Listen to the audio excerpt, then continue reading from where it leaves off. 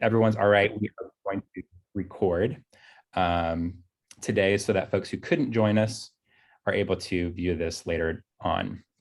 And all the great content that you're going to want to revisit from time to time. So great. So my name is Jeff Mayo. I'm the Assistant Director of the First Year Experience Office here at UT Austin. Very happy to see everyone joining us today. We've put together a program that I'm really proud of. Monica, if you want to go to the next slide. Just a little background about this event. We started back in 2017 after our team attended an NISTS, or a National Institute of Study of Transfer Students conference. I was trying to see if there were opportunities for students to get the same type of professional development and opportunities to share their work. And I didn't see as much, there was maybe a little bit here and there very locally. So we started an event. It was in person, so we saw mostly folks from Texas in those first few years. But back in last year with COVID, we decided we needed to pivot for obvious reasons to a virtual format, which really opened up this program to be able to reach out to a much wider audience. So going from a group of maybe 30 or 40 students with 10 or 20 staff members in those first years, last year we had over 600 registered participants from 220 schools.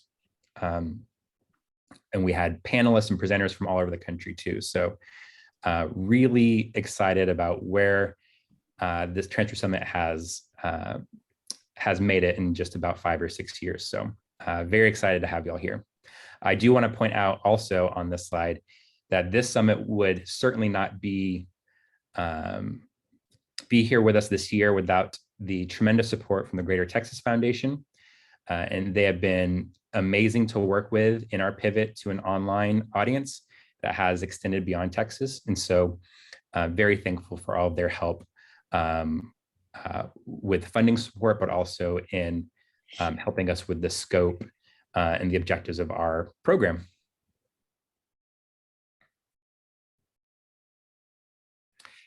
So a few things. I know we're kicking off what is a week-long event. We have today's session, we have Wednesday session, and we also have one Thursday. And so I just kind of wanted to introduce folks, especially if you weren't able to attend last year or a previous summit, just the idea of like what this is all about, what you signed up for. Someone just probably randomly sent you the link and you're not sure what you were clicking on. Our objectives are pretty simple. We're trying to spread ideas and initiatives to new campuses. So the idea that other folks have maybe tried out ideas you've tried out and maybe they had success or they didn't, and maybe there's institutional context there that might give you a different answer, but we want to it never hurts to spread ideas and let the strongest ideas, make their way to the top. We also want to amplify student voices.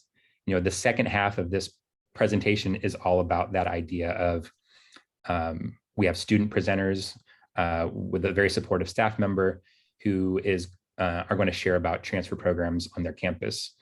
And I know at UT Austin, at least, transfer students themselves have been some of their best advocates and leaders. And so you certainly don't need to only hear from staff and faculty and administrators throughout this time. We want to build a proud and informed transfer peer network. So hopefully there's going to be opportunities to connect over chat. Last year, the chat was really active. There were a lot of great connections. Folks were sharing their emails and making plans to meet up afterwards, and talking about their experiences starting programs or being part of Tau Sigma or other types of transfer communities. So it was really great. And we hope to build on that this year.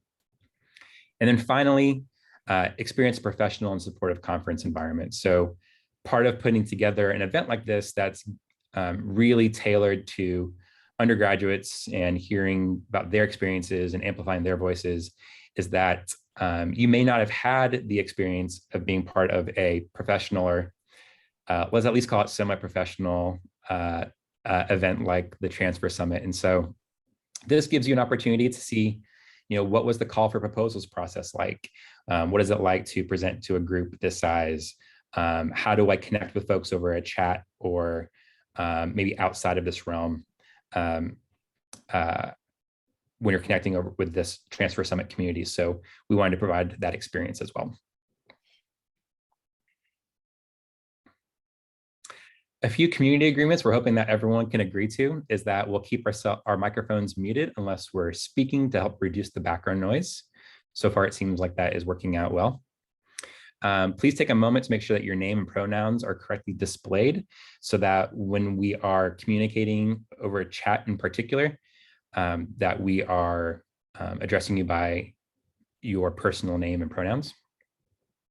Together, we know a lot. Alone, we don't know it at all. So we want to see everyone as engaged as possible. If you do see that, you see someone from a school that you wanted to learn more about, invite them to join the conversation as well. And then create space for a range of experiences and viewpoints. So just remembering to be respectful of folks and what they share here. We used to start off our in-person summits with a slide that said the good, the bad, and the ugly of transfer, because it can be a tough experience. And so we want a safe place where we can share what those challenges have been for ourselves or other students on our campuses, and knowing that we all have different transfer experiences.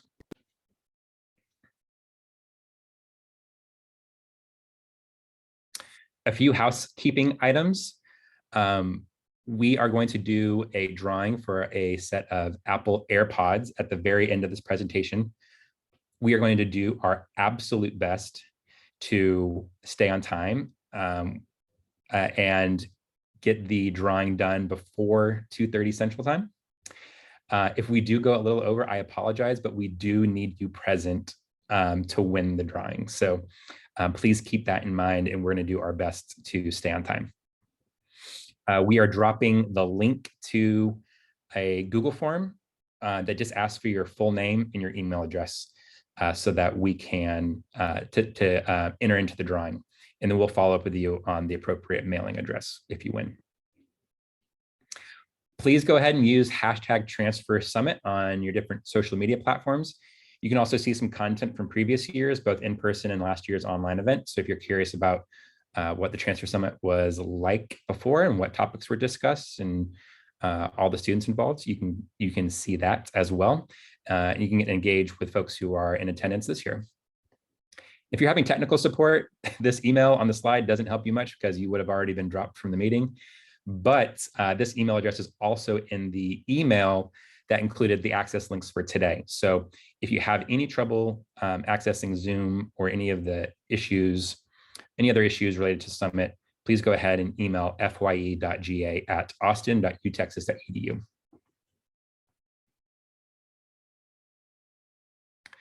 So one piece that we are really excited about for this year is this is our first time to print off a project charter document. So a project charter is something that you start off when you have a change or an improvement that you want to make. And it's a document that will help you navigate how to implement change on your campus. And this one's really tailored around the transfer experience. So we are going to mail 1 or 2 per institution signing up. We have some institutions who have quite a few folks in attendance, usually from the same office. So we're hoping that you can use this together, use it maybe as a team exercise. But we're really excited about it. I have got my copy last week in the mail. I'm really proud of what we were able to put together. On our next slide, it kind of highlights a little bit of what you can expect inside. So we have different sections, where you start off talking about the background of the issue, defining what success would look like for your project that you have in mind, and moving towards more tangible. It's almost like a workbook. So like on the next slide, you'll see that you'll have different folks who have roles, and what are those roles? What are their responsibilities?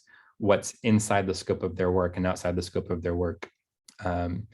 And so we really think that if you sit down and you work through this workbook, you're going to set yourself up to know what you're hoping to accomplish, what are the benchmarks along the way, who needs to be involved, anticipating what challenges may come up, working out your communication style. There's just all sorts of things that we really hope that this workbook can help you with. So that gets us to our topic of today. So the first session, we'll kick it off pretty broadly with the idea of transfer trends and issues. Here on the screen are a couple of quotes actually from y'all. These were pulled from the registration form.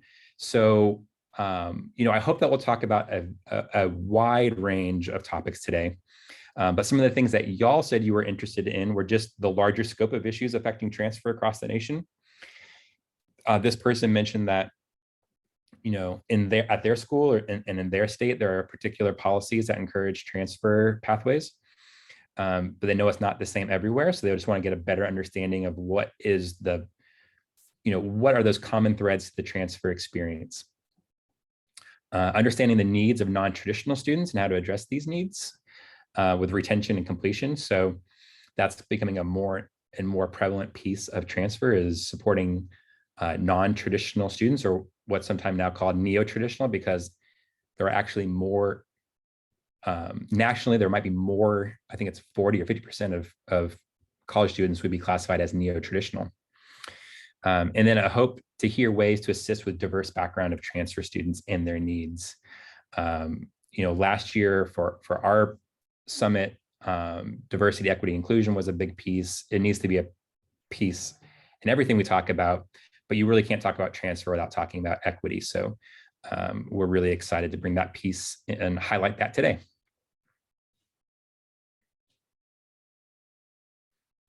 So to bring us to our panel, so excited to have our two panelists here. We have Heather Adams. She's a senior program manager of the Aspen Institute's College Excellence Program, leading the development of transfer initiatives such as Tackling Transfer and the Aspen-AASCU Intensive, Transfer Success and Equity. Prior to joining CEP, Heather served as the director of the UCLA Transfer Student Center and director of UCLA College Learning Communities. The core focus of Dr. Adams' work has centered on generating institutionalized receptivity, support, and policy restructuring for underserved student communities through strategic partnership and practice. Dr. Adams advocated for the establishment of the UCLA Transfer Center and transformed a program serving 300 students annually to a thriving and collaborative campus center that provides numerous resources and support to over 27,000 transfer students each year. A proud community college transfer student, Dr. Adams earned an AA in psychology from Santa Monica College and transferred to UCLA, where she obtained a BA in psychology and an EDD in educational leadership. Her primary research has focused on the transfer and adult student experience and institutional best practices in supporting the transfer student community. Welcome, Heather. We also have joining us Jose Del Real Viramontes. He is an assistant professor in the Higher Education Community College Leadership Program in the Department of Educational Policy, Organization, and Leadership at the University of Illinois, Urbana-Champaign. He is a proud first-generation immigrant scholar who attended 4 community colleges before transferring to UCLA, where he earned a BA in Chicano Studies. He holds an MA and PhD in Curriculum and Instruction with specialization in Cultural Studies and Education from UT Austin, Hookham. His research explores 3 areas of transfer experience for historically underserved and marginalized students, with a particular emphasis on Latina-OX students who use the community college as a pathway to complete their baccalaureate degrees. These include transfer policies, practices, and programming at 4-year colleges and universities, Latinx community college students agency and culture and social capital, and campus culture at transfer receiving institutions. Welcome, Jose. And I guess go Bruins. We have a couple of proud UCLA folks on our panel today. So we're going to start off with a couple of questions. I was hoping to hear from both of y'all. And if it's not clear from your introductions, maybe you could help share. How did you get into transfer? Let's start off with Heather. Wonderful. Thank you so much, Jeff, for the great introduction. Thrilled to be here. Hello, everyone. Heather Adams. So how did I get into transfer? Well, I was on the 20-year plan, and I had been taking community colleges for a really long time. I didn't go to as many community colleges as Jose, but I did start back in the 90s, really wanted a rigorous academic career and had not really gotten a lot of guidance or feedback that was going to be possible for me. And I had another life work career that I was pursuing. And so I just sort of dabbled in community college and kind of kept it on my docket, and it's something I wanted to do. And then when I was 36, of all things, I got tested for learning disabilities and found out that I was dyslexic. And all of a sudden had this kind of epiphany moment of, I understand how my brain works now, and I can have this rigorous academic career that everyone was sort of telling me maybe not to go down. And really from that moment on, signed up for a full load of classes at Santa Monica College at the time where I was, and just was 100% behind, pursuing my education and getting that bachelor's degree that I've always wanted to get. And then I was fortunate enough to find the transfer community at my community college, and then at UCLA where I transferred. And that's really where I found my home and my family and my professional purpose. It just became what I was really driven to do, and really wanted to find ways to smooth those pathways for other transfers so it wasn't as challenging navigating. And this was in California, where it was fairly simple to navigate, but finding out more nationally how the transfer process was for folks, I really was driven to do that. So I came through a personal lens on transfer, and I'm pretty much a one-trick pony. I only talk transfer all day long. My dog, if you just heard her bark, could probably give a 3-hour presentation on transfer alone. That's how much I love it. That's fantastic. Thank you, Heather. How about you, Jose? Yeah, thank you. First of all, Jeff and team, thank you all for the invitation and for organizing this event. For me, as you mentioned earlier, I went to 4 community colleges, for a lot of reasons, but one of the reasons was I had some challenges, academic challenges, and I didn't have the support that I needed in order to focus in school full time. And I was also working. I also transferred when I was a little older. So when I got to my 4th community college, which is Glendale Community College, I was able to quit my full-time job and dedicate myself to being a student. And that meant also working with student organizations on campus, specifically Voices, which is a student-run organization that supports undocumented students in California at Glendale Community College. So working with them and also with the outreach office at GCC and being part of their events and supporting high school students at the time that were interested in going to the community college to transfer and earn their bachelor's degree. So that's one area where I got introduced to transfer. And then the other one, it was kind of solidify and both my commitment to transfer and my research agenda when as a student, as a first-year transfer student at UCLA, I took a class, Mexican Americans in Schools, where I learned about the Chicano educational pipeline.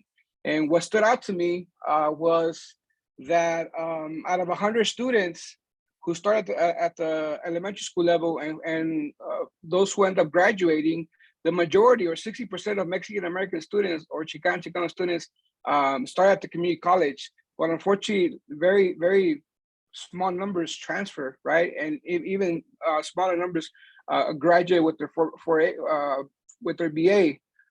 So I then and there I started to develop my research questions, right? And then I eventually went on to apply to McNair.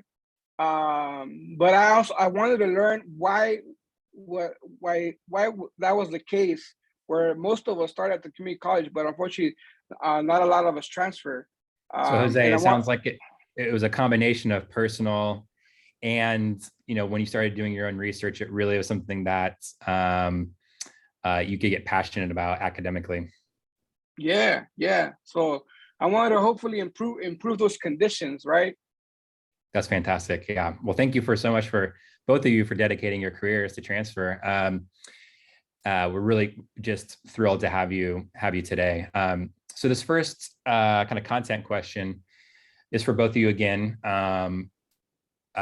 Transfer seems to be an important consideration in a number of leading issues. If you click on Inside Higher Ed or the Chronicle, or even just kind of, the news at large talking about colleges, you hear a lot about volatility and enrollment trends, both at 2-year and 4-year schools right now. Obviously, affordability is a huge concern. Relatedly, state funding, degree attainment, credentialing, and micro-credentialing, equitable access to educational programming and success. And even with sports, we have the new name, image, and likeness rules that I think it's going to make some schools feel a bit more competitive for students, that can, schools like UCLA and UT have already changed a lot of components of how athletics works to adjust to those new rules. So when you're, what keeps you awake at night about transfer? What's the thing right now that you're thinking of the most when it comes to transfer? Jose, if you want to start us off. Yeah, so thank you for that question. I think right now what one of the issues that has been on my mind lately, and I think it's also because of my work, is how to serve transfer students equitably, right? And I think it has to come from both, right? The 2-year institution, but I think a lot of times the 4-year institutions are missing out in that conversation, right? And that commitment. So how to serve transfer students equitably, and what I mean by that is that hard 4-year institutions being intentional, right, about developing those relationships early on, as soon as students start at the community college, especially the ones that we know that go to the community college specifically to transfer and graduate from a 4-year, right? I know that there's a lot of great programs and policies and practices out there that have been developed by 4-year institutions, but a lot of times it doesn't mean that we're serving all our transfer students equitably, right?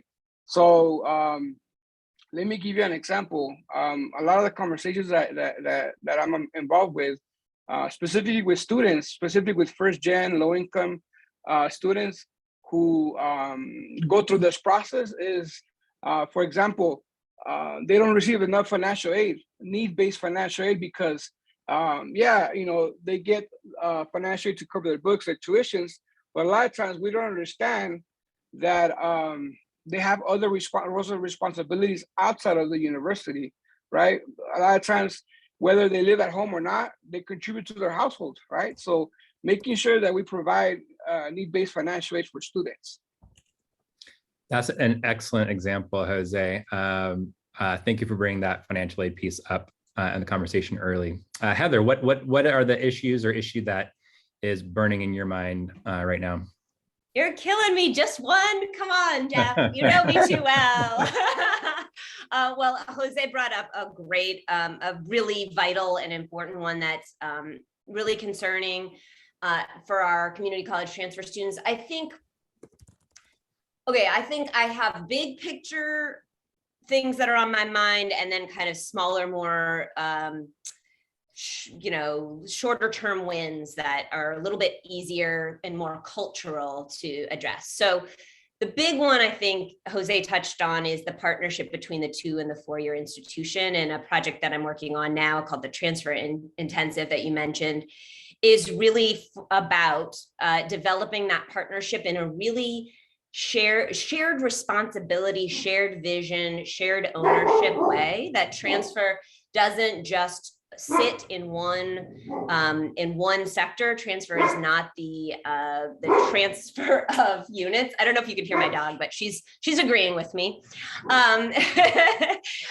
It's not about the transfer of credits. It's alone. It's about that through line to career, right? From high school, it's the the higher educational pathway of transfer to career and workforce. And so really bringing institutions together to understand that shared responsibility and their shared role in that, I think, is one of the kind of big picture ways that I've been trying to approach the work, because the reality that Jose laid out is transfer isn't an equitable system right now. And unfortunately, it can be this incredible mechanism for racial and social justice and change, but as it's set up now, it works really well for middle to high income students and white students, because they have the resources and the time and the support to navigate it and the money. So, I think that's a big one, is just sort of getting folks on the same page. If they're really wanting this to be an imperative, like a national imperative that they're working towards, then they need to be in that shared partnership together. And then just on a kind of one, like, I don't know who's in the room in terms of practitioners, but just on a day-to-day, it's that anybody who knows me who's in this room probably hears me say this a lot, but it can't just be the people with transfer in their title that are the transfer advocates. And I noticed that some of the themes were, how to kind of build transfer advocates and transfer champions across the campus, but transfers are everywhere. There are a huge amount of transfers at your institution right now, probably more than you may even know.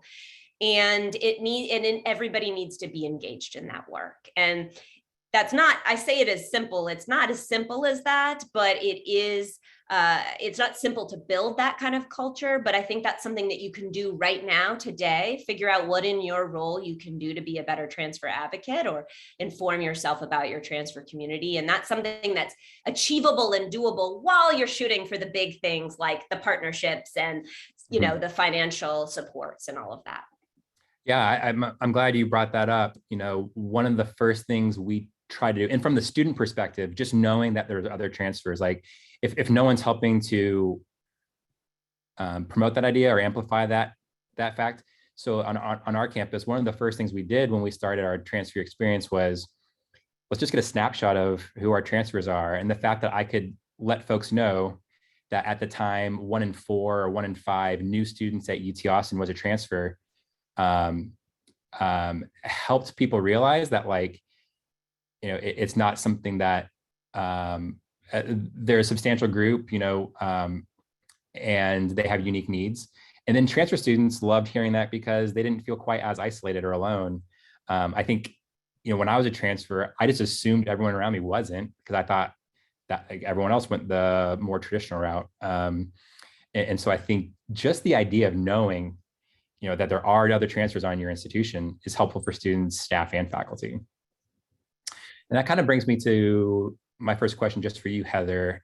This question I've wanted to ask for a couple of years now, but so over on the Facebook page that you help, or that you coordinate, y'all had a series of TikTok style videos with students addressing imposter syndrome and the importance of building pride around being a transfer student.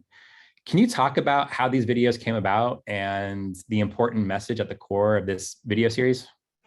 I love this question. Thank you for asking it. I'm a big proponent of social media for outreaching to students and talking to students and working with students.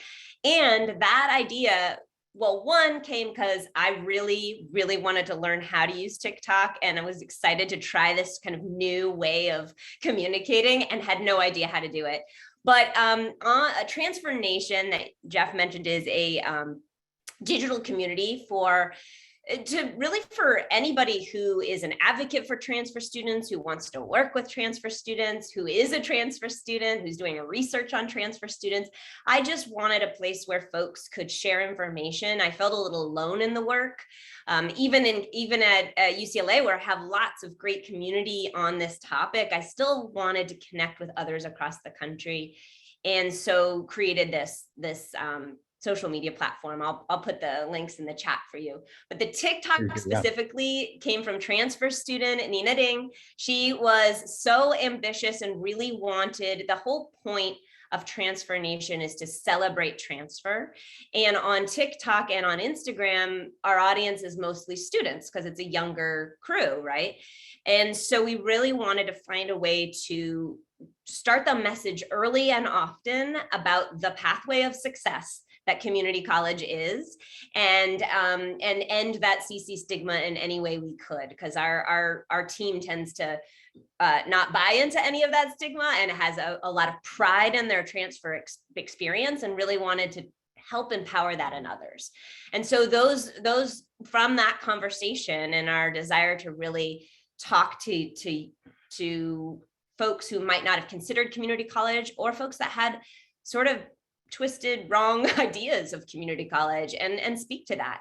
And actually, when she started that series, we started to get some comments on there that had bias in them, and that spurred us on even more. It was, we'd get comments from high school students, or from it, who knows who some of these folks were. And it really, it made the team just want to do it more and more. And so if there's anyone in this audience who loves TikTok and wants to help join, we always need creative support on that. But it really stemmed from students who are transfers, who love their transfer experience, who have had this community college experience that really changed their life in some way, and want to share that with others in the world and make sure that they get the message that this is a viable, valuable pathway of success, and just promote and spotlight that. That's fantastic. I loved how it reframed how to think about transfer for a lot of students, and it did a lot of myth busting as well, like you said. And so thank you for sharing that. I'm telling you, it's all transfer student creativity. Like I went along with it and was there to learn, but it was all from them. Fantastic. Jose, so my question for you relates to an article that you shared with me recently. And in it, Dr. Andrade said, notes that researchers point to a lack of smooth or positive integration into educational institutions as a main reason why Latino students face difficulties during transfer. My kind of takeaway from there is, it's not purely academic, it's not purely financial aid. There's that this idea of a smooth or positive integration or transition into your receiving institution plays a significant role in your success. So you and other researchers have pointed out leaks in the transfer pipeline, especially for Latinx students. But even for students who make it to four-year institutions, the path can be unwelcoming and unforgiving. Can you speak to the challenges students face post-transfer and highlight any best practices in creating a transfer receptive environment? Oh, I think you're on mute. Sorry. No worries. Thank you for the question, Jeff. So I think, when it comes to the post-transfer experience and some of the challenges and barriers transfer students face, I mean, like you mentioned, right, it is more than academic and social, right? And I think that especially for first gen transfer students and transfer students who are students of color, parenting students, right? They have an extra layer of challenges and barriers, because sometimes their peers or their faculty and staff may treat them less than, or some students may feel discriminated against because of being transfer students. Let me give you an example. So one of the things that I vividly remember about some of the work that I'm doing is that at different campuses, students do not go into certain parts of campus because they've heard, right, or they've seen conversations or folks express themselves very negatively about transfer students, right? So some of these folks don't even get near some of these spaces on campus, or even some of these big major departments that universities have, right? So the way that impacts their educational experience is that some of these students may not be able to take full advantage of all that the university has to offer, right? Because of instances like this, right? And a lot of the times, I think Heather mentioned it a little bit, the stigma, right? The stigma of coming from the community college, the stigma of being a community college transfer student. That also has to do with how transfer students perceive their abilities, but also how the folks at the university perceive their abilities, right? So I've also heard and seen and from transfer students that they get mistreated by their professors or TAs because they find out that they're transferred and they transfer to the community college. So there's already a preconceived idea of who these students are, what they bring to the classroom, right? When we know that that's totally false, right? A lot of times, community college transfer students outperform traditional age or traditional college students. So I think it has to do with a little bit with the stigma, and a little bit with the institutional and campus culture at these institutions, right? That becomes one of those challenges. In terms of best practices, I think you mentioned this a little bit already, and I'm glad that UT Austin is ensuring that they get to know their transfer students. But I think when it comes to best practice, I think four-year institutions need to prioritize their transfer students. And one of the first ways to do that is to actually get to know who their transfer students are, right? Because if you don't know who they are, then how are you going to serve them? And with that, also understand, acknowledge, and validate that transfer students come in with a wealth of experience, a wealth of knowledge, right? They have, their own abilities and skills, right? The other one, go ahead. I'm sorry. I was gonna say that really resonates with me. When I come across a program, whether at UT or another school that has a hard cap that transfer students aren't eligible for it, or there's students with 60 or more credit hours can't participate. Which they have those rules for reasons. They programs are built for a student to be in it for 4 years and not 2 years, whatever it might look like, right? However, almost all of our student veterans on campus are transfer students. So now all of a sudden you're saying student veteran voices should not be a part of your program, or student parents. Our student parents are more likely to be transfer students. And let alone the students who maybe don't have a specific identity like that, but have plenty of academic and life and work experience that they could contribute. So that's something that really, I don't think is always thought out when you put a rule on a program like that. There's probably great logistical or administrative reasons to do that. But if you think about the cost or what you're missing out on when you say students above a certain credit hours or the way they were admitted can't participate, the rest of the folks involved in that program miss out on all student voices. Yeah, I agree. And just to add to that too, right? The other two best practices that I was going to share with you is one of them is to ensure that four-year institutions institutionalize professional development for their staff, their leaders, right? So that they can learn about the transfer experience and what that really looks like, to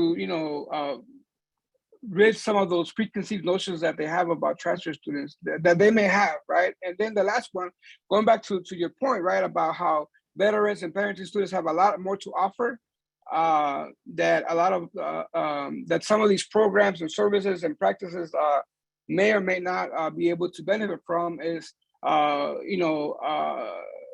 acknowledge that family, right? It's a huge part in students' experiences. So making sure that the university includes their families and creates physical spaces on campus where students and families feel welcome, right, to be part of that experience.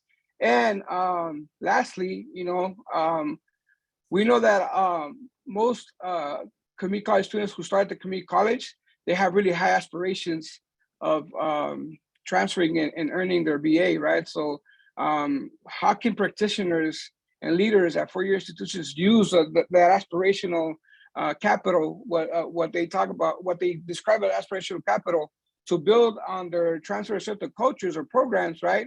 To ensure that students succeed at the four-year institution. And it could be something as, making sure, going back to offering merit-based financial aid, right? Making sure that students are financially supported so that they can take full advantage of their years at the four-year institution. That is great, Jose. Those are fantastic recommendations. And my giant takeaway from that is leverage all of the assets your transfer students bring to campus, because they are motivated, they have great experiences. This is fantastic. Thank you.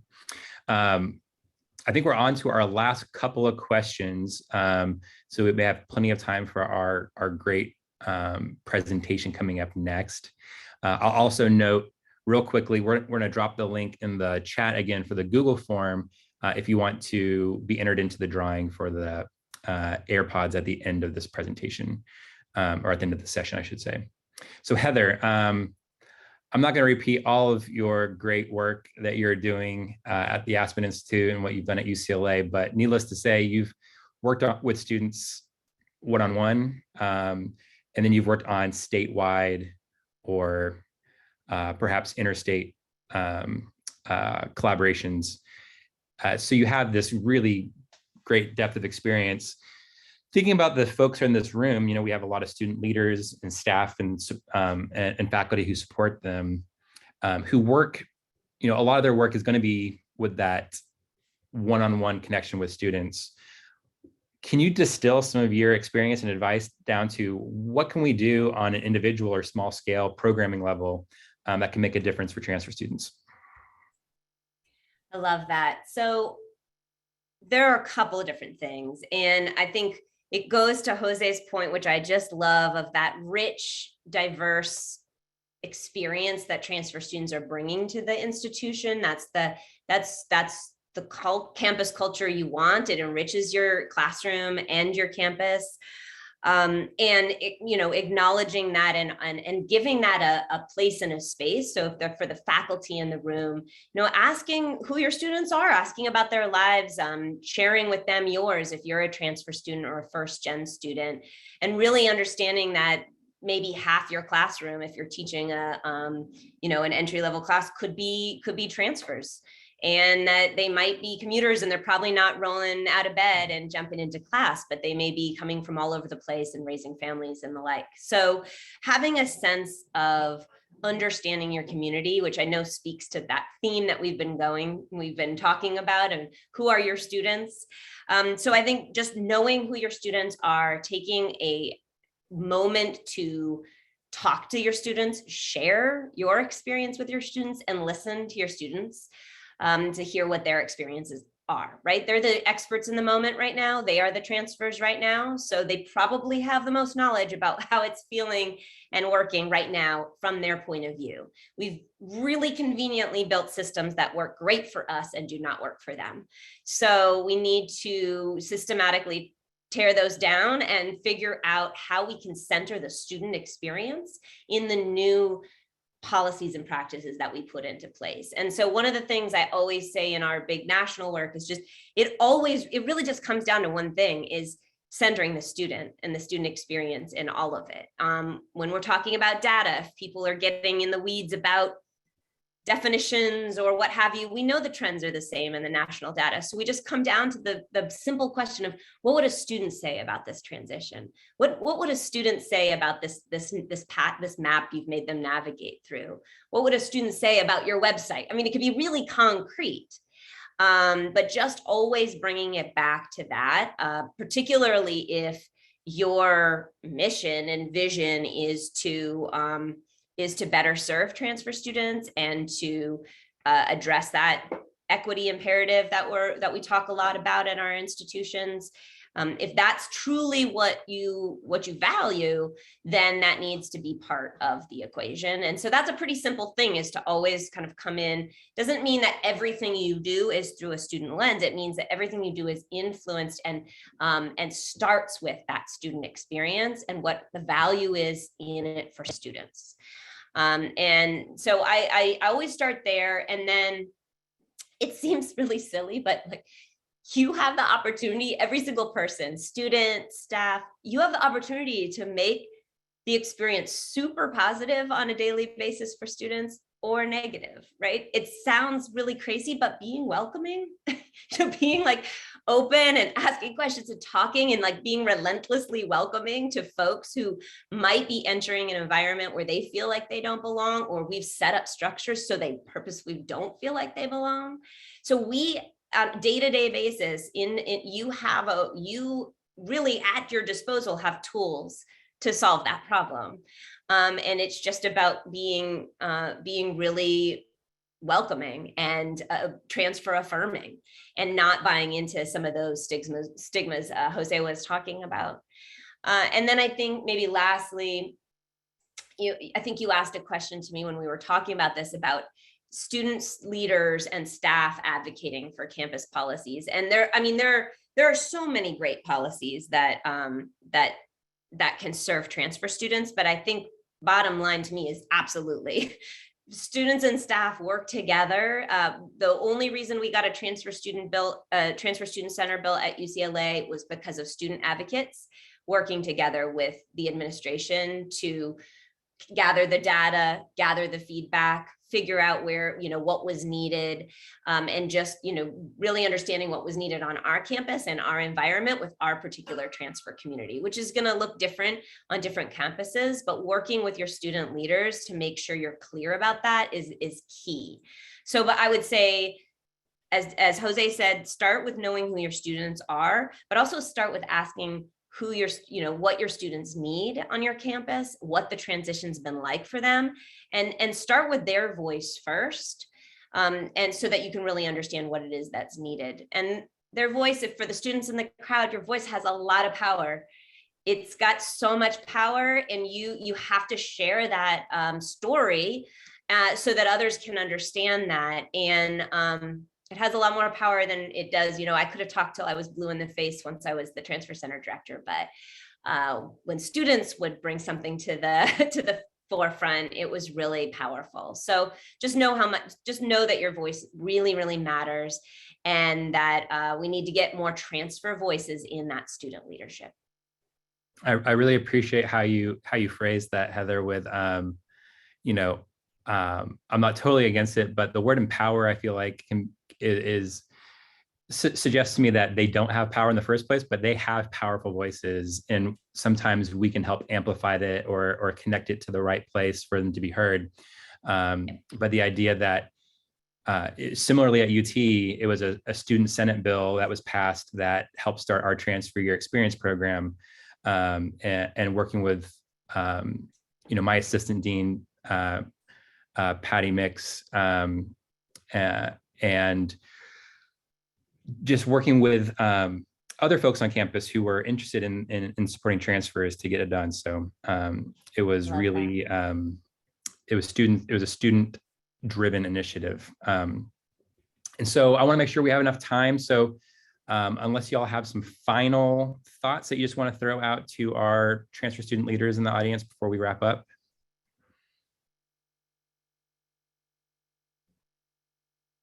Oh, Jose, you're on mute again.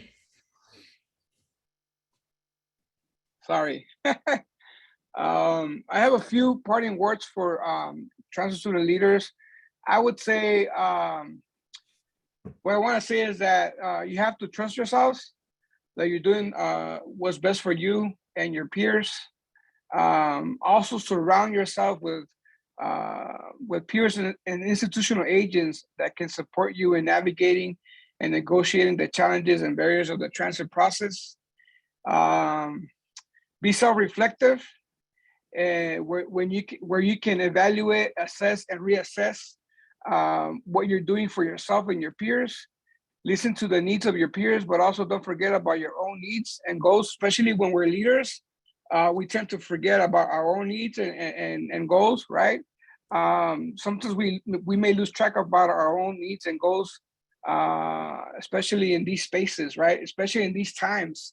And also, finally, right, give yourselves grace. when you need to, especially during these times when we continue dealing with a double pandemic, when it comes to health and racial injustices. Give yourselves grace. I think that's the big takeaway. That is great advice for all of us, and in particular for our student leaders. And stay connected, stay in touch. Yeah, stay in touch. I couldn't agree more with Jose. Like, incredible advice. And please do stay in touch. Please connect with us. Find us on LinkedIn. I mean, I would just second everything Jose said. I would say, remember to bask in the glory of your accomplishments. You worked your tail off to get through the transfer path. And so remember to actually enjoy it and own it. It's your institution. Own it, own the experience. You know, you can, it's going to be about stepping out of your comfort zone as well. And that's a scary thing to do, but it's so worth it, because that's when the good stuff really, really starts to happen, is when you get into those classes that teach you things about research that you never really knew you were passionate about. And then you go on that path like Jose did, or like, you know, push you out of some sort of pattern that you're in to find what you're really, really kind of meant to do in terms of what your superpower is. So that's, you know, you've lots of opportunities in life to find those things, but college is such a great opportunity to find that. And so as a transfer student, owning your experience in that way and really enjoying both college experiences at the community college and at your institution once you transfer are vital. And I think tell your story. Just please tell your story as much as possible.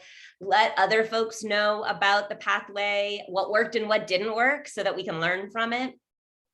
And then, you know, when you're advocating, I guess this is for the student advocates, know your audience, right? So it's really, that's a really tough, I always sort of never really understood that as a student. I don't think I always just sort of was coming from my own perspective, but sometimes stepping out of that and thinking about what is it that this person I'm advocating to is going to think about this issue? Like, what's their framework, and how can I frame my case towards a framework that's going to resonate with them? And so, for instance, at our institution, really the bottom line was, where's the center going to go and where's the money going to come from? That's kind of all they cared about. We had all this data, we had all this passion, and they were like, yeah, cool, we get it. Where's it going to go and who's going to pay for it?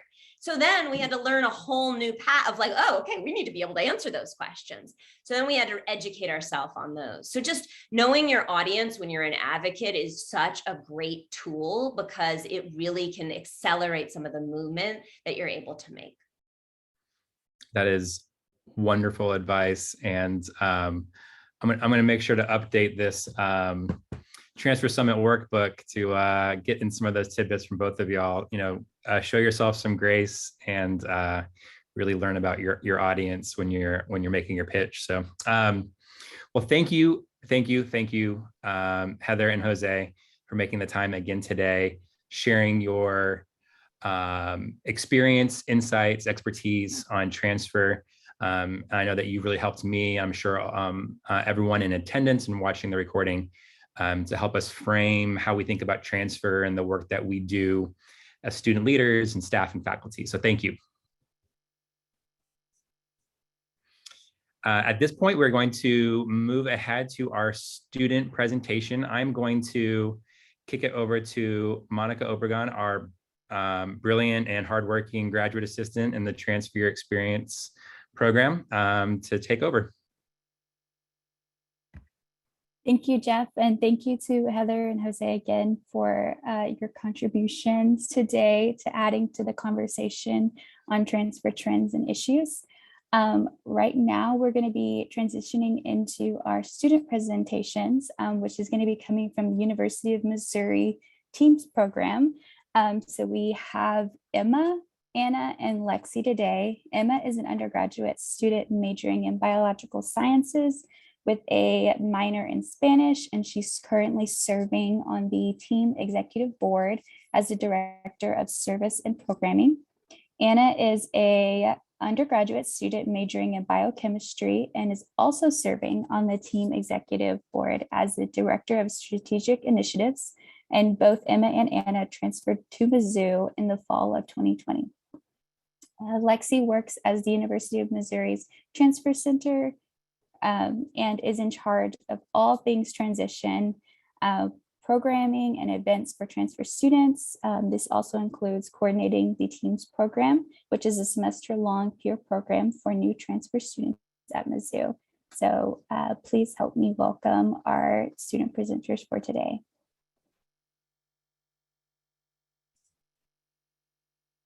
Hello, everyone. Thank you for being here today. We're going to go ahead and share our presentation. So we're talking about mentoring for transfers at Mizzou. Like they said, I'm Lexi. I work full-time here at our transfer center. I'm going to kick it off, and then I'm going to hand it over to the students, and then I'll kind of be watching the chat. So feel free, if you have any questions, to put them in there throughout our presentation. All right, so a little bit of background information about just who we are as an institution, because that kind of frames what we do here. We're at the University of Missouri, where we have over 23,000 undergraduate students.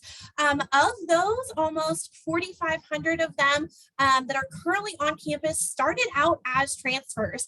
We were doing some math behind the scenes during our panelists, and that's almost 1 in 5 of our students here at Mizzou that started out as transfers. So when you talk about not knowing that there are so many of you on campus, like, we get that. We have those same conversations all of the time about, like, you're not alone, you belong here, you're a part of what we do at Mizzou. We saw a need to serve this population, and because of that, Mizzou started their transfer center in the fall of 2018, early 2019. So really just starting to kick off and continue to work on some of the programs we started since COVID hit not long after that and changed a lot of our programming. And so we're in an exciting space where we get to kind of shape and mold how we support transfer students at the university. TEAM is a peer mentor program, and that's what the students are going to be chatting with you about today.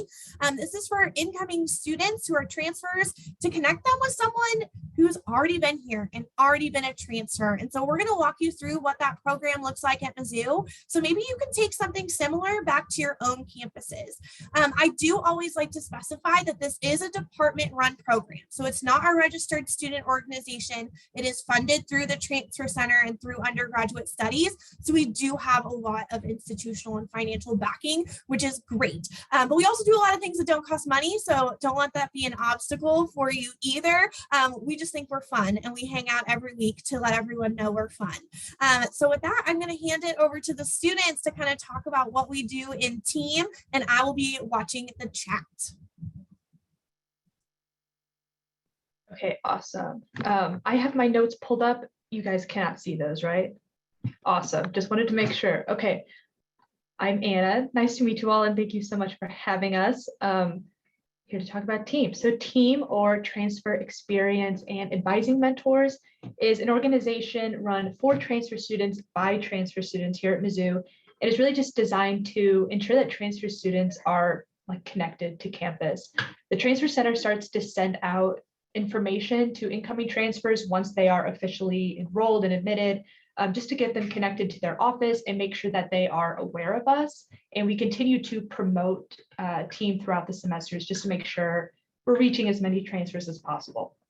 And like it's been said before, transfer student communities at any university consist of all kinds of students from so many different backgrounds and experiences. We have transfers from both community colleges like Emma and transfers from four-year institutions like myself. And yeah, 1 in 5. I was the one doing the quick math behind the scenes, and that was crazy. I did not know that at all. So 1 in 5 is huge. There's 20% transfers on our campus, but even though there's so many of us, transfers do have a harder time feeling like they belong, or they don't always take full advantage of the resources that they are entitled to, the resources that they pay for in their tuition, because of the unique challenges that we face. And TEAM just provides a space for all of these students to come together, hang out, connect, feel welcomed, and feel advocated for. Being a transfer student can be really isolated. So we want to make sure that no transfer students are falling through the cracks or feel like nobody's watching out for them. Our main goals are bridging the gap between the transfer community and the greater Mizzou community as a whole. And like I said, advocating for transfers, advocating for the transfer experience and the validity of the transfer experience. And there are three big components to team, and they really are what make team special. We have an exec board that plans all of our meetings and provides leadership to all of the students. We put on weekly meetings / social events, fun times, informational settings. We'll get into that later. Every Tuesday afternoon, and then we provide a peer mentoring program. And now we will go a little bit more into detail about this. Yes, so our exec board is made of students. We have Oh no, Emma, we can't hear you. I'm gonna have Emma come down to my office. She's like, okay, hang on, let me travel.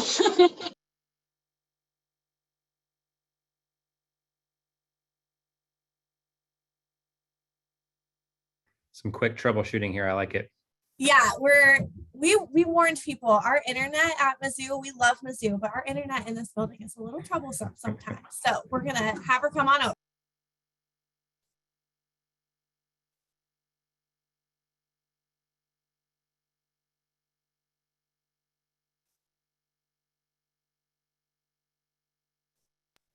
I'm Lexi now, so no.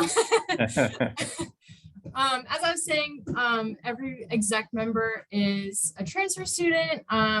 Me and Anna and my sister transferred fall of 2020, and we've had a couple spring 2021 and last fall as well. But essentially, we have official names, but we all kind of work together and plan stuff. Nothing too formal, but as Monica said, I'm the director of service and programming, so I'm in charge of spring service this spring. We're actually doing a cleanup collaboration with Tau Sigma, our chapter here at Mizzou. And then I'm in charge of homecoming in the fall, so that'll be super fun. Anna is our director of strategic initiatives. She's pretty much creating these events and posting them and sending them out for students to see and be engaged in. Then we have 4 other execs, our director of recruitment. So she is in charge of collabing and reaching out to other organizations just to get our name out there. We have a director of leadership development, and she creates these weekly emails and sends them out to all of our team members, just what's coming up, what's going on campus, what our plans are for our weekly meeting, just anything you need to know, that sort of thing. We have a director of communications. She runs our social media, so our Instagram and Twitter, make sure everything's up to date in the group chats and everything. And then we have our director of engagement, and she leads our Tuesday meetings with a fun little presentation and then gets some conversations going, that sort of thing. And we all kind of work together to plan our weekly events. We'll have a weekly exec meeting just quick after our normal general meeting. We've been kind of doing more social events and getting people out there and getting our name out of there. We also advocate for transfer students across campus, as we've said. Just kind of doing some tabling in the student center, or we'll do, like, it was student appreciation week or maybe National Donut Day, but we were outside the transfer center and handed out donuts for transfers to come find. So that sort of stuff. So.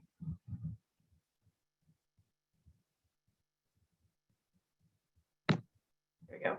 Yeah, so like Emma said, we plan these weekly meetings. They are every Tuesday evening at 6 p.m. when campus parking is free, because most of our transfers live off campus. So we had to think of that. And they serve as both social opportunities for transfers to meet other transfer students, make friends, as well as informational sessions. We will invite different campus organizations into our space to expose these resources to our students and to make sure that these resources are aware of us, that they are keeping transfer students in mind when they are creating their programming. Transfer students have different needs, different priorities, and we want to make sure that we're advocating for them across campus, just so everybody knows who we are. So some examples of these events, like Emma said, we find that we have better turnout when it's more social settings. So we've had root beer floats and watched the Olympics. We've gone to some basketball games, little social parties. We'll decorate cookies, that kind of thing. And actually, one of our biggest events this semester that we wanted to highlight was we created a resource fair. So we rented out a big conference room on campus and invited a ton of campus resources to set up a table, kind of like a club fair, but it's for resources such as the Career Center, financial aid office, LGBTQ+ center, women's center, counseling center, etc. Just so students could walk through and talk to ambassadors about things that they were interested in, rather than sitting through a big, long, hour-long info session. It is very common for incoming traditional freshman students to have a lot of exposure to campus resources, but that's not always the case for incoming transfer students. So we want to do everything we can to make sure that our transfers succeed, that they have the resources to succeed, and that they're comfortable connecting to these resources themselves or through a mentor like Emma or myself. And we plan these meetings with Lexi every week. We have exec meetings every week, and we really work hard to make sure that they are high yield for our members and that they feel like they have a place where they can hang out, that they have a home to come and feel connected to another group of students.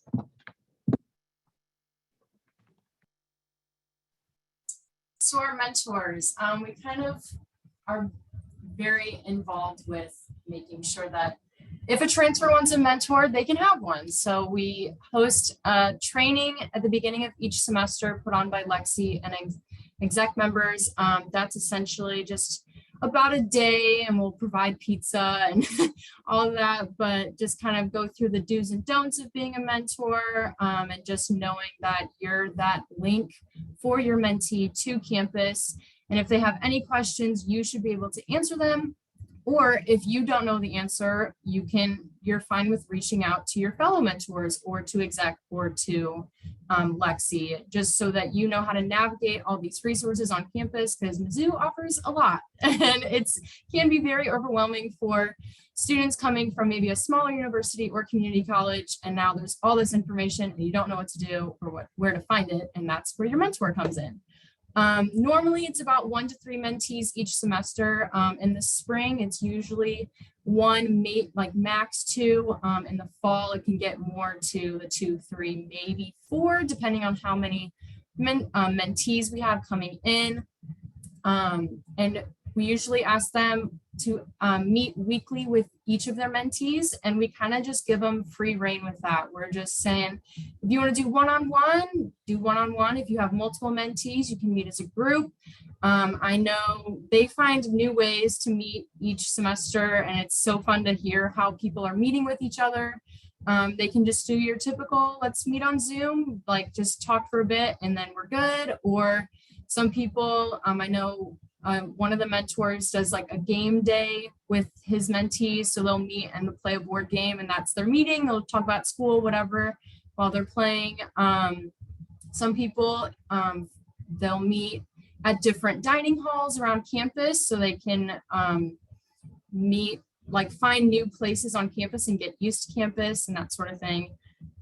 We really emphasize mentor involvement as well at the weekly meetings, just so our new transfers and the mentees can have a familiar face at these weekly meetings and say, oh, hey, so-and-so's, they were fun at the last meeting.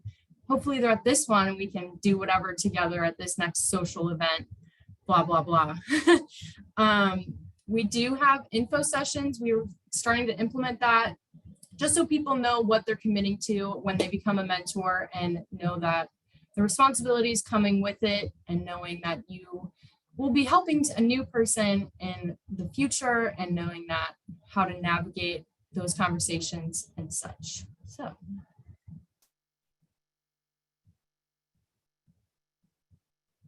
I'm sorry, wow, scoot out of the way. Here comes Lexi.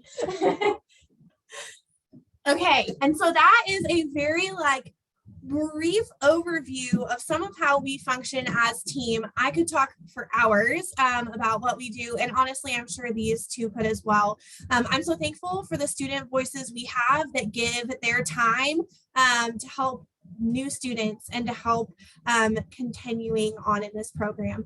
Our why is the students that we serve. And so I was going to give a minute for Emma and Anna to kind of talk about how team has just played a role in their time here at Mizzou. And then I do see some questions in the chat, so I would love to answer those in just a minute. So I'm going to let them chat briefly and then I will hop back on. Anna, you can go ahead first. Awesome. Yeah. So like Monica said at the beginning, both Emma and I transferred in fall of 2020, which was a very inconvenient time to switch universities, as I'm sure everybody's aware. But I am so grateful that I found team. I think I would have been okay if I, was just on my own, sent into the wild here at Mizzou and didn't have something like team, but it's really given me an opportunity to make friends that I never would have met, to feel connected to campus resources. I remember so many of my first meetings, even if they were Zoom meetings, I just remember learning so many things that I would have never learned on my own because it was a really difficult time to reach transfers, during the age of online after COVID hit. And it just felt like I didn't have as much access to things. And so team really showed me, hey, these are all things that you have access to. You can go to the counseling center, you can go to the financial aid office, you can go to all of these places, you pay for them in your tuition. And yeah, it's just been really great. And they've connected me to organizations that I'm still a part of today.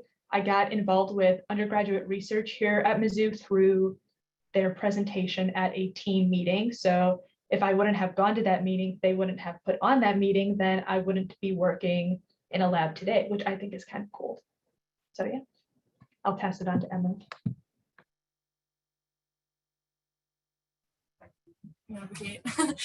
Yes, so I transferred fall of 2020 as well.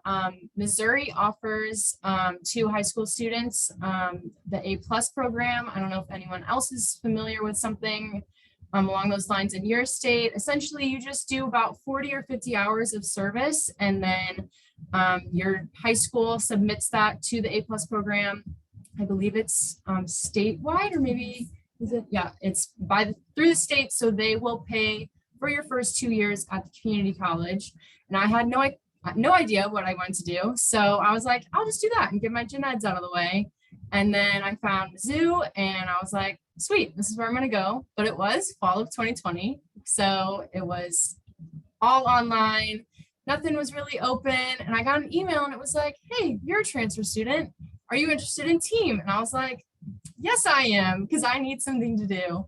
And it was a great way for me to get connected to campus, meet new people kind of in the same boat as I was, and just relate to how, oh, we're stuck in our apartments or we're stuck in our dorms. And we found ways to navigate that, meeting social distance and like the quad area, and just taking advantage of the nice weather that we had and not being stuck inside. And yeah, so I'm just really glad that I was able to become an exec member and help fellow transfer students. I'm very much all transfers. Let's advocate for everyone. That's how I introduce myself each class and try and find like, hey, you're a transfer. Do you know about team? Do you know this? Do you know that? So I'm sure people are annoyed by it, but I'm not. So I'm going to move so Lexi can come back.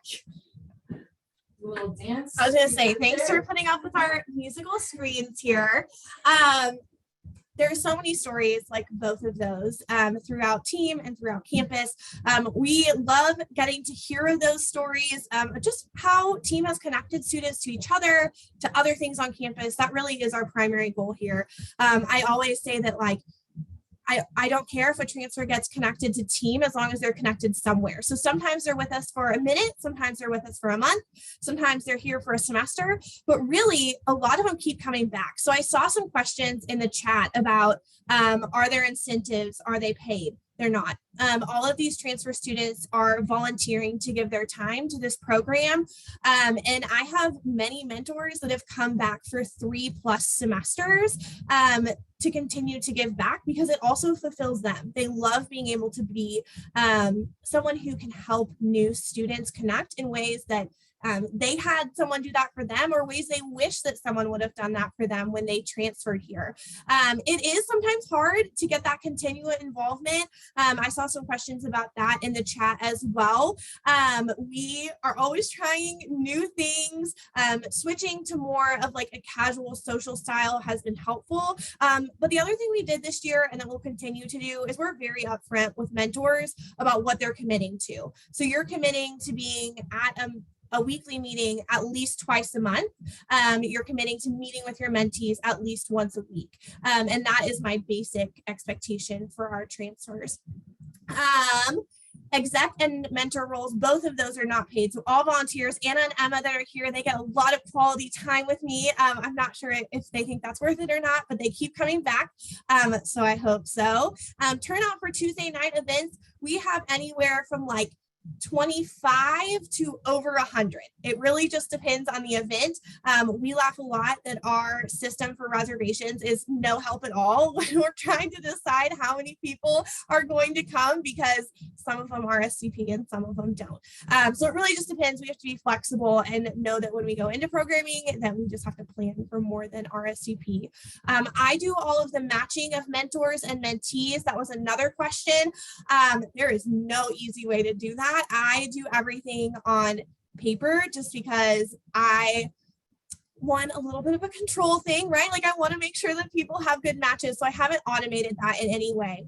We match based on major first. And so sometimes that works out really well. Sometimes my majors of my mentors don't match with my mentees. And so after majors, we go to interests. We might go to academic unit because there would still be some academic things that align within those majors. And sometimes we just like go with chance and like give them the best training we can on our end to know how to make connections regardless of major or interest as well. Trying to see if there are any other questions. How many mentors I have in the spring? We only have about 35. In the fall, we had, I think, closer to 50. We got blown out of the water in the fall last year. We started doing some more targeted messaging to admitted and deposited students that were transfers early on. And so we had over 200 participate in our students. Participate as students, and so we needed a lot more mentors. So we're trying to get to at least 50 for the fall and go from there. Mentees do opt in. Like I said, we send them messaging, and it really just says, this is an option for you. We want you to get connected. Some of them come in and they already have friends here. They are going to do sorority and fraternity life. They already have spaces where they're going to get involved. And so their path looks different, and that's totally fine. We're just here to be a resource for students who might want to get connected. Mentor training is the last question that I see.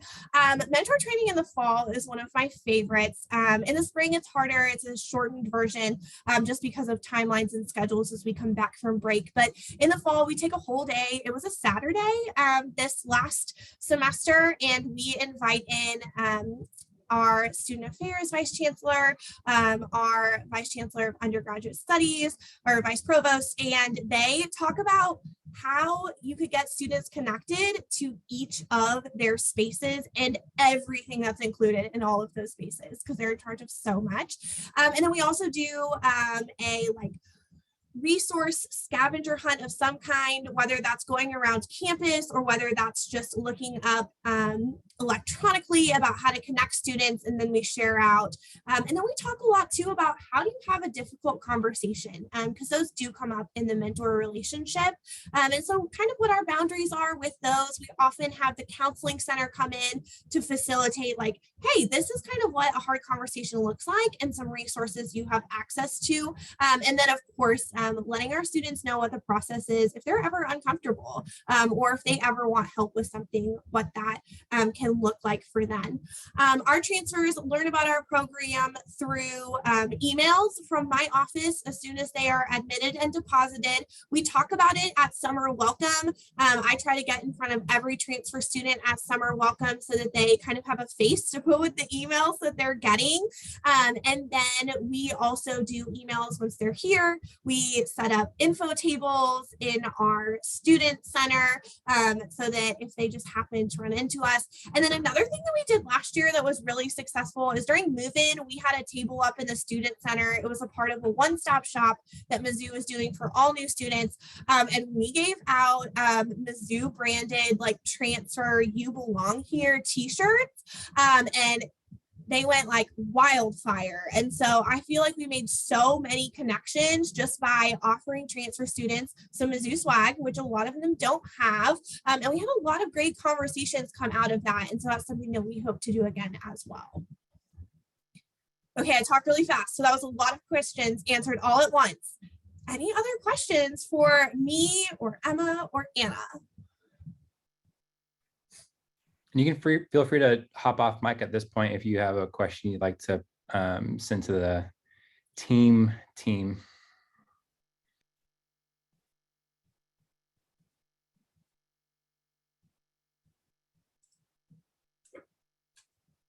I am going to go ahead and put my email address in the chat just in case you have any questions about mentoring programs. I'm always happy to chat. I think that we are much better when we work across campuses to kind of figure out what everyone else is doing. So feel free to reach out if you have any questions or want to chat.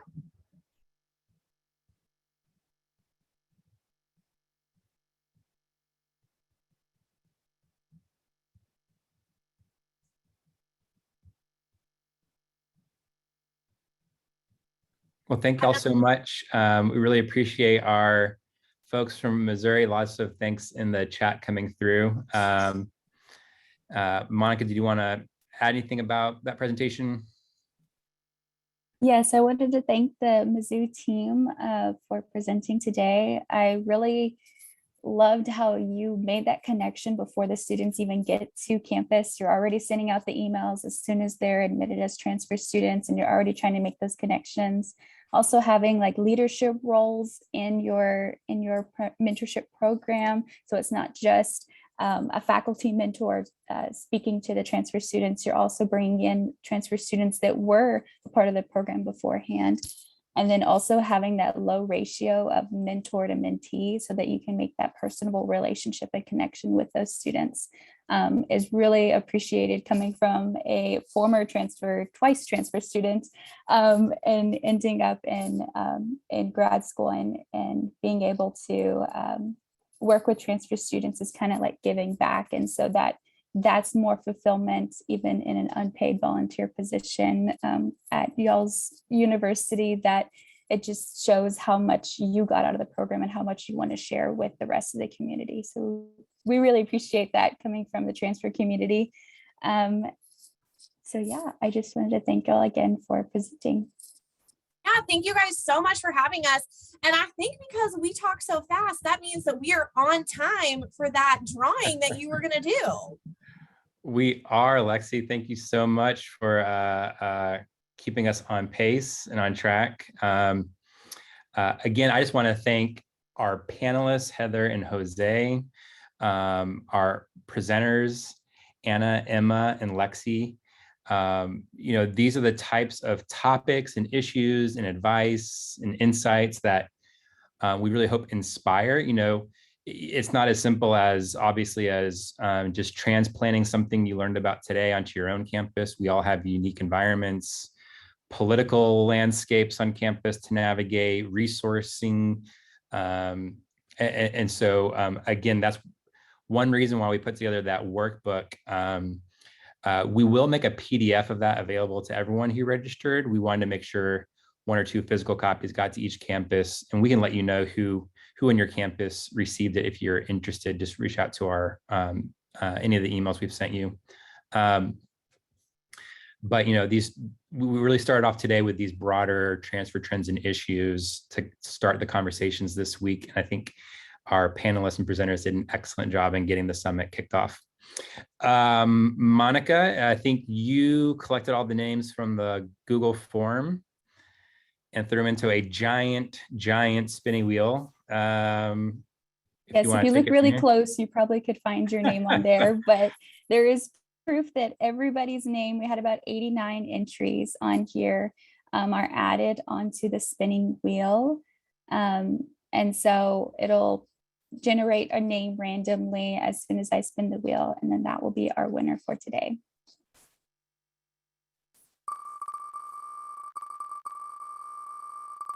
All right, sound effects.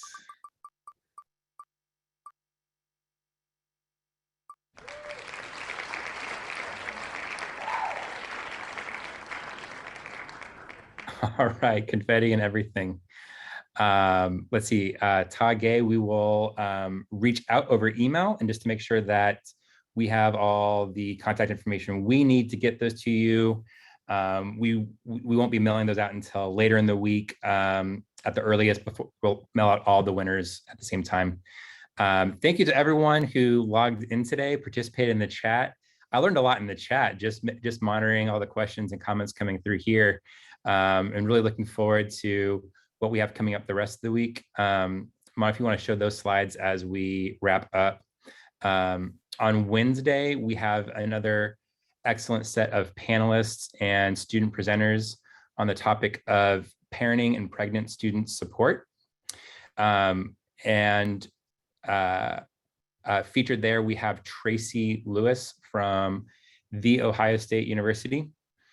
We also have Beth Jackson Pardo from a group called Project Self-Sufficiency that works with parenting students across multiple campuses in her area. So really excited to get those two unique perspectives. And then we have a group from the University of California, Los Angeles, UCLA, more Bruins coming at you on Wednesday. So we're excited to have that. And then on Thursday, we'll be on the topic of transfer student mental health with a couple of excellent panelists there. We have Nicole joining us from the Jed Foundation and Kim Morton from Appalachian State University. And then finally, our student presenters to wrap up the summit are going to be from University of California, Santa Cruz. Are those the beach slugs? What something like that, right? No, I forget they have a really cool logo though. So excited to have UC Santa Cruz with us. Yeah, and so thank you again for joining us. And we hope to see you back here on Wednesday.